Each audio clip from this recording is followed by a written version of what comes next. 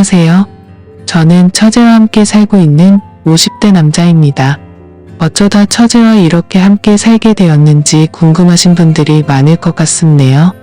처음부터 처제와 같이 살게 된 것은 아니었고 그 전까지는 집사람과 함께 둘이 알콩달콩 살아가고 있었습니다. 저와 집사람은 대학생 때 처음 서로를 알게 되었고 그때 당시 저는 재수생이었습니다. 공부를 못했다기보다 집에 좋지 않은 일이 있어서 그 당시 대학교를 꿈도 꾸지 못했죠. 아버지의 사업이 넘어가서 빚쟁이들에게 쫓겨다니느라 집을 계속해서 바꿔서 도망다니기 바빴었습니다. 대학교 지원은 커녕 고등학교도 제대로 나가지 못해서 출석 일수가 부족해 혹시나 졸업도 못할까봐 전전긍긍하며 지냈었네요. 그래도 다행히 아버지의 지인들께서 도와주셔서 반년 만에 어느 정도 상황은 나아졌었죠. 결국 저는 다시 공부를 이어갔고 그렇게 일반적인 남들보다 1년 늦게 대학에 진학하게 되었습니다. 그렇게 입학한 대학교에서 처음부터 허둥거려서 기숙사를 신청하는 시기도 놓치고 말았습니다. 그래서 이 일을 어쩌나 방황하던 중 괜찮은 하숙집이 있다는 정보를 친구가 알려주더군요. 다행히 전년도에 고등학교 동창이 먼저 이 학교로 입학해서 저에게 많은 도움이 되었습니다. 이제는 선배라고 부르라며 너스레를 떨었죠. 아무튼 그래서 친구에게 고맙다고 밥 한 끼 사겠다고 말한 뒤 하숙집을 계약하러 찾아가 보았습니다. 아직 계약하기 전이라 아무도 없겠지 싶었는데 한 어린 여학생이 문을 열어주더군요. 순간 놀라서 당황하며 아무 말도 못하고 있자 여학생은 저에게 말을 걸었습니다. 하숙집 보러 왔어요? 고개를 끄덕거리자 뒤돌아 큰 목소리로 엄마 하고 외치더군요. 순간 하숙집 딸이구나 라는 것을 알게 되었습니다. 반가워요. 우리 엄마가 하는 곳이라서 그렇게 하는 말이 아니라 진짜 여기만큼 가격 대비 깨끗하고 음식 잘 나오는 곳 없거든요. 라고 싱긋 웃으며 말을 하더군요. 악수를 건네는 당당한 여학생의 모습에 저는 첫눈에 반해버리고 말았습니다. 마치 어른처럼 세련되고 자연스럽게 손을 내미는 여자는 난생 처음 보았거든요. 저는 그렇게 홀린 듯 하숙집을 계약하게 되었습니다. 알고 보니 여학생은 저와 같은 그 해의 신입생으로 같은 학교를 다니게 되었다고 하더라고요. 게다가 우연인지 인연인지 그녀와 저는 전공마저 똑같아서 급속도로 친해지게 되었죠. 제가 재수한 사실을 알고 오빠라고 부르는데 행동은 저보다 훨씬 어른스러워서 참 신기했어요. 하숙집 맨 위층은 주인 아주머니와 여학생 그리고 그 여학생의 여동생까지 셋이 살고 있었습니다. 그녀와 저는 점점 친해져갔고 이야기를 나누던 중 제가 재수한 이유에 대해서 궁금해 하길래 솔직히 말해줬죠. 아버지의 사업 때문이라며 조금은 원망스럽다는 투로 이야기하자 그마저도 부럽다고 하더라고요. 자신은 태어났을 때부터 아버지가 없어서 한 번이라도 아빠의 정을 느껴보고 싶다고 말을 했습니다. 그 말을 듣는 순간 제가 불평불만을 했던 사실이 부끄러워지더라고요. 아버지가 보고 싶다며 눈물을 글썽이는 그녀의 얼굴을 보자마자 저도 모르게 고백을 해버렸습니다. 내가 그 빈자리 다 채워줄게. 가족이 되어서 절대 널 외롭게 두지 않을 거야. 말해놓고도 제가 무슨 소리를 한 건지 제 스스로도 깜짝 놀라서 얼굴이 빨개졌습니다. 그런 저를 빤히 보더니 귀엽다는 듯 오히려 제 머리를 쓰다듬으며 말하더군요. 앞으로 얼마나 잘하나 지켜볼 테니 한번 노력해봐요. 그녀의 말에 그게 대체 무슨 뜻이냐고 수락인지 거절인지 다시 한번 물어봤죠. 여유있게 웃으면서 맞춰보라는 그녀와 허둥지둥대며 새빨개진 저는 그날 연인이 되었습니다. 그녀가 바로 지금의 집사람이죠. 그때 당시의 처제는 나이가 너무 어려서 생각이 잘 나지 않습니다. 기억을 더듬어 보면 늘 하숙집 아주머니 앞치마 끝자락을 꼭 잡고 서 있던 것 같아요. 제법 나이 차이가 나는 두 자매였죠. 집사람이 20살일 때 처제는 6살이었습니다. 아버지가 일찍 돌아가셨는데 처제는 어떻게 존재하는지 묻고 싶었지만 그 당시에는 왠지 물어보면 안 될 것 같아서 물을 수 없었어요. 장모님께서 잠시 만나셨던 남자에게서 생긴 아이라는 건 나중에 알게 된 사실이었습니다. 그러나 처제가 태어날 때쯤 이미 헤어지고 연락이 되지 않아서 장모님께서 혼자 키우셨다고 하더군요. 그런 처제에게 저는 오빠이자 삼촌 그리고 아버지 같은 사람이었습니다. 두 자매는 아버지 없이 살아와서 그런지 무척 정이 목말라 있었어요. 그래서인지 저를 참 잘 따랐습니다. 저도 그런 그녀들을 보면 안쓰러워서 한없이 잘해주고 싶더라고요. 아무튼 1년 동안 예쁜 사랑을 키워가던 중 저는 대학 1학년을 마친 후 군대를 가게 되었습니다. 울먹이는 그녀에게 기다리기 힘들면 그냥 다른 남자 만나도 된다고 했지만 고개를 가로저으며 꼭 기다릴 거라고 하더군요. 솔직히 저는 기대하지 않았습니다. 제 주변에도 군대를 가면 99% 고무신을 거꾸로 신는다는 이야기밖에 없었기 때문에 진작부터 마음을 비우게 되더라고요. 기다리면 고맙지만 그렇지 않더라도 원망하지 않겠다는 마음이었죠. 그래서 첫 번째 휴가를 나왔을 때 그녀에게 연락이 오지 않았어도 조금은 서운할 뿐 그럴 수 있다고 생각했습니다. 하숙집을 찾아가 볼까 생각도 했지만 괜히 미련 떠는 것을 보여주고 싶지 않아서 그냥 복귀를 했습니다. 두 번째 휴가를 나왔을 때에도 깜깜무소식이었습니다. 저는 그래서 이제 아예 끝났구나 싶었죠. 그러던 어느 날 부대로 누군가 면회를 왔다고 하는 것입니다. 혹시 그녀일까 싶어서 서둘러 갔더니 그곳에는 전혀 예상치 못했던 여자가 앉아 있었습니다. 바로 장모님이었죠. 왜 여기에 혼자 오셨냐고 물으니 펑펑 울면서 자기 딸 좀 말려달라고 하는 것입니다. 그래서 저는 영문도 모른 채 어리둥절할 뿐이었죠. 정황상 제가 차인 건데 대체 뭘 말려달라는 건지 모르겠다고 하자 제 가슴을 치시며 화를 내셨습니다. 너 때문에 내 딸이 임신했다고. 자신과 똑같은 길을 걷게 하고 싶지 않았는데 이놈의 팔자가 어찌나 사나운 건지 라면서 말하시더라고요. 아유 진짜 내가 못 산다. 너한테 민폐 끼치지 않겠다고 혼자 나와서 기른다는데 내 속이 다 썩어 문드러지겠다. 어쩌면 좋니? 그 이야기를 듣는 순간 머리를 한때 맞은 것처럼 띵하더군요. 그녀는 제 예전 한마디 때문에 임신 사실을 숨긴 것입니다. 입대 전 그녀와 술을 마실 때 제가 무심코 한 말이 있었거든요. 난 우리 아버지처럼 자식들 고생시키기 싫어. 가진 것도 없는데 무작정 애를 낳으면 어떡해.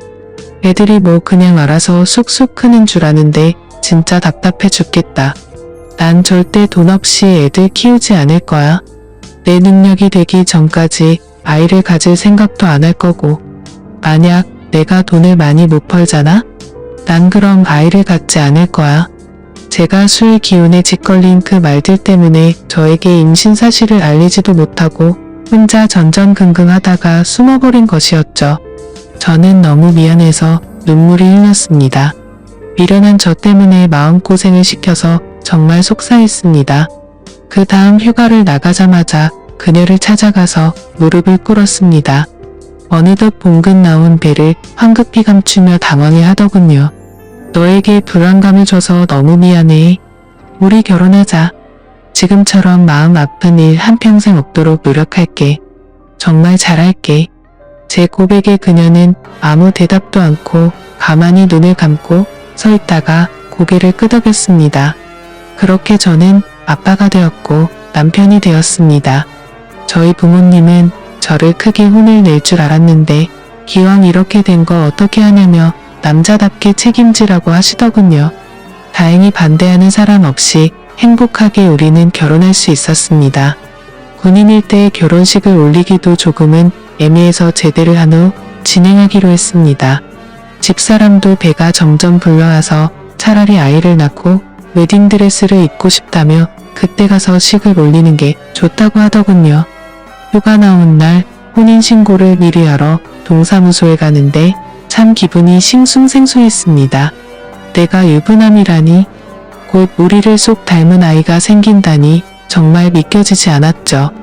무사히 출산을 하고 휴가 때마다 커가는 아이의 모습을 보며 혼자 육아를 담당하는 집사람에게 참 미안하고 고마웠습니다. 장모님도 많이 도와주셔서 다행이라고 생각이 들었어요. 이제 막 초등학교에 올라간 처제는 마치 자신의 동생이 생긴 것 같다며 좋아했죠. 언니이자 이모가 된 처제는 어린 나이에도 스스로 나서서 분유도 먹이고 기저귀도 갈아주는 등 그 나이대의 아이들과 달리 기특한 모습을 보였습니다.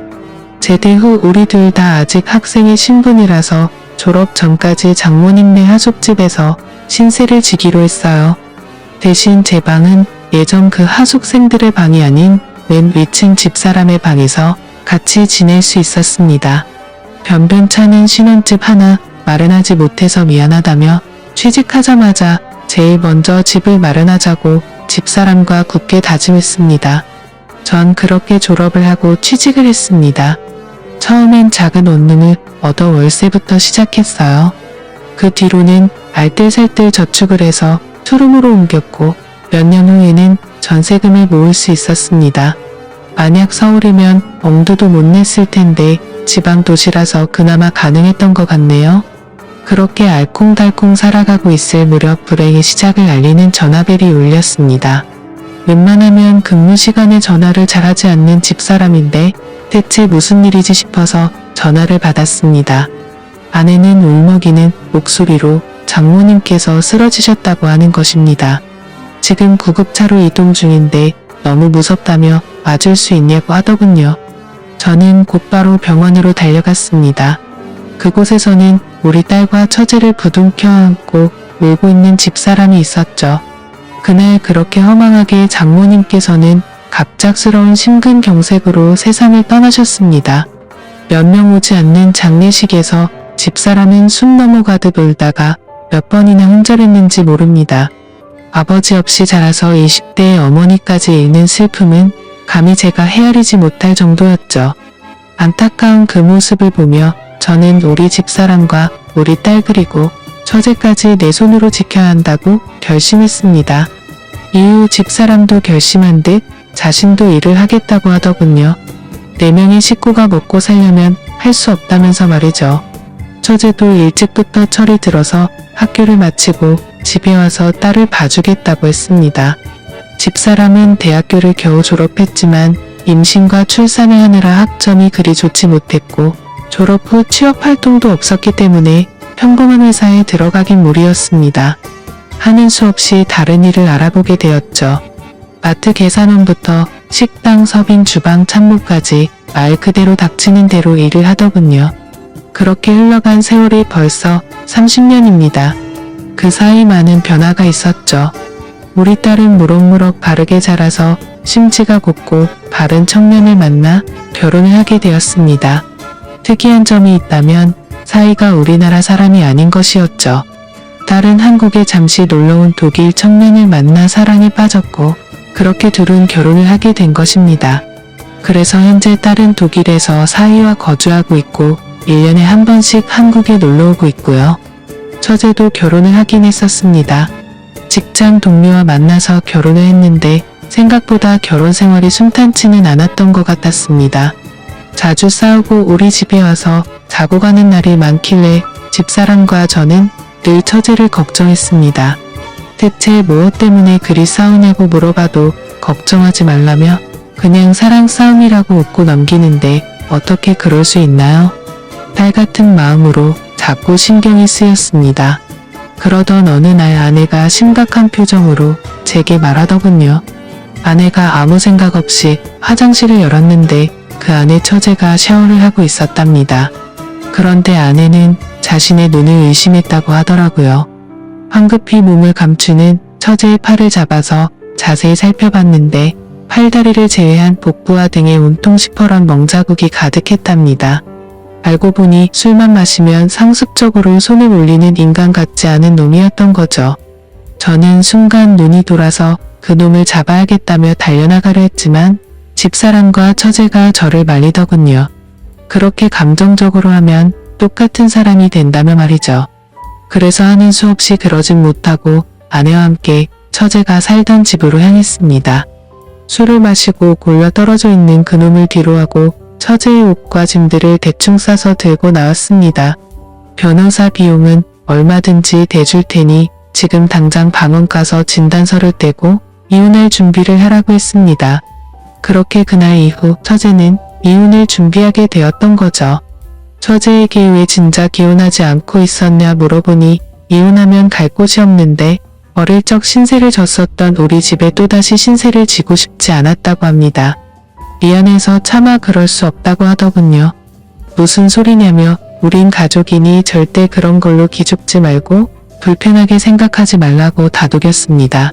그렇게 처제의 이혼은 마무리되었고 우리 셋은 한 집에 살게 되었네요.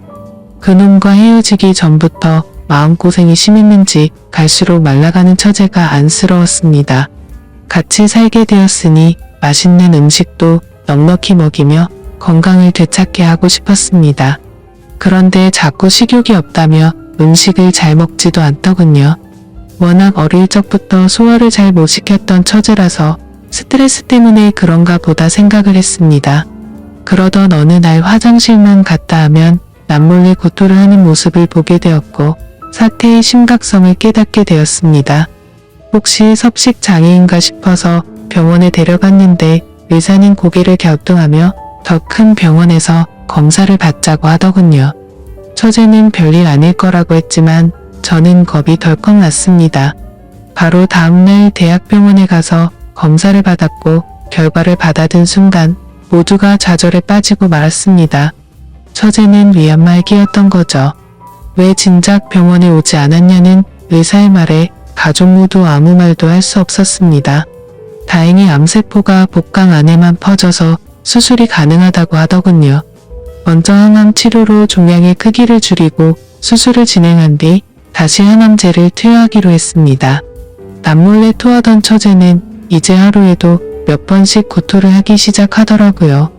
밀려오는 고통과 구역질을 참지 못하고 침대에서 일어나지도 못한 채 구토를 하는 처제의 모습에 정말 너무나도 가슴이 아팠습니다. 낮에는 집사람이 병간호를 하고 밤에는 제가 자리를 지켰습니다. 하루에도 몇 번씩 침대 시트를 전부 빨아야 하는 상황이었지만 어떻게든 희망을 버리지 않고 간호를 했죠. 대부분의 말기 환자가 1년 내에 사망한다고 하더군요. 그 말을 듣고 1년이 가까워질수록 하루하루 아침마다 살아있는 것에 감사드리고 지냈습니다. 그래서 어떻게 됐냐고요? 그렇게 감사하며 지낸 지 올해로 3년째입니다. 병원에서는 가족의 힘이라고 기적이라고 봐도 좋다고 하더군요. 하지만 5년 생존율은 5%도 안 된다고 하니 안심하지 말고 매일같이 최선을 다해서 돌보고 있습니다. 남들이 들으면 왜 그렇게 최선을 다하냐고 묻더군요. 글쎄요. 어린 나이 투병 생활을 하는 것이 안쓰러운 것도 있고 타국에 있는 딸과 겹쳐 보여서 그런 것도 있는 것 같습니다. 어찌 보면 내 딸보다 더 오랫동안 함께한 처제이니 그럴 수도 있겠더군요. 힘들지 않냐고 묻는 분들도 주변에 많지만 저는 딱히 힘들다고 생각하지 않습니다. 초반에는 조금 힘이 들기도 했지만 이제는 익숙해서 아침에 이를 닫고 밤에 이부자리를 펴듯이 하나의 습관이 된 것 같습니다. 제가 바라는 점은 딱 한 가지입니다. 하루라도 빨리 처제가 완치되는 것이죠. 완치까지는 아니더라도 더 이상 전이가 되지 않길 바랄 뿐입니다. 그래야 우리 집사람도 웃을 수 있고 저도 웃을 수 있으니까요. 저희 가족과 같은 가족분들 모두 힘내시고 기운 내시길 바랍니다. 희망을 버리지 않는 한 행복은 항상 우리